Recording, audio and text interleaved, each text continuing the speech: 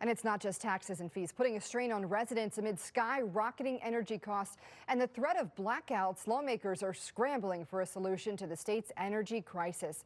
There are some proposals under consideration, but it's running out for them to pass from one chamber to the next.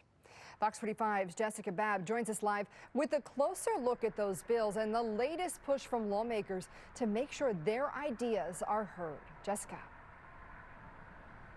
Maxine, with energy being such a hot topic this session, there's a lot of proposals on the table, but not all of the bills will actually pass. But pretty soon we'll get a better idea of which bills actually have a shot at becoming law and which bills are voted out of committee and actually cross over into the opposite chamber, either the House or Senate, for further debate. And with this deadline quickly approaching, many lawmakers are lining up to make sure their bills can be heard. With lawmakers sounding off this session. Rising cost of electricity has crippled the finances of many of our constituents. On how to manage Maryland's energy crisis. If we are forced to continue this reliance on importing more and more electricity, we'll continue to deal with disruptive and, in some cases, intrusive overhead transmission lines. Crossover Day is coming in just a week, which is a deadline for bills to pass one chamber of the legislature to be guaranteed a hearing in the other, which means lawmakers are making their final push trying to make sure their energy proposals get passed. In recent committee hearings, a slew of energy-related bills have been heard, like Senate Bill 643, which would create a path for more natural gas projects. Senate Bill 643 focuses on today's energy crisis by allowing electricity suppliers to enter the energy generation space. It also supports developing more nuclear energy in the state and encourages PJM, the regional grid operator, to connect projects to the grid faster. Other bills like Senate Bill 716 also have a focus on nuclear energy.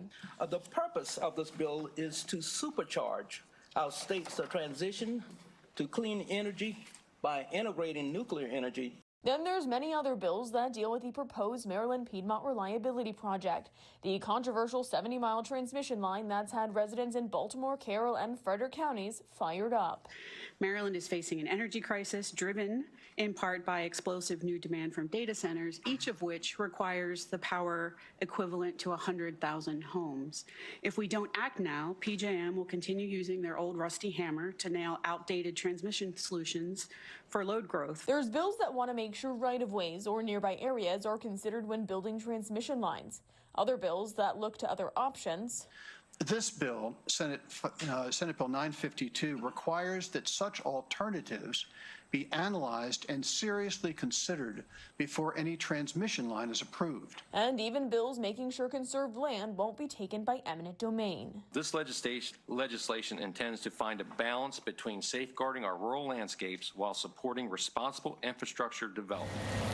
And even several bills which encourage better energy planning, especially with infrastructure and data centers, and better representation for committees making important energy decisions. Without modernized distribution planning, we risk inefficiencies, which will increase costs for consumers. But not all of these bills that were just heard will pass. Many bills heard this session won't ever make it out of committee. And while lawmakers work to decide which ones will, the state's long-term energy solutions hang in limbo. And again, we'll have a better idea next week about which bills may actually be moving forward and could become law. But it's also important to point out that a lot of the solutions that are being discussed right now are long-term solutions, meaning it could still take years to implement these solutions, even if they pass. So that means you likely won't see any relief on your energy bills anytime soon.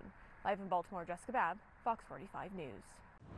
I'm Kai Jackson. Thank you for watching. Here's another video to watch. Also, please take a moment to subscribe to our channel.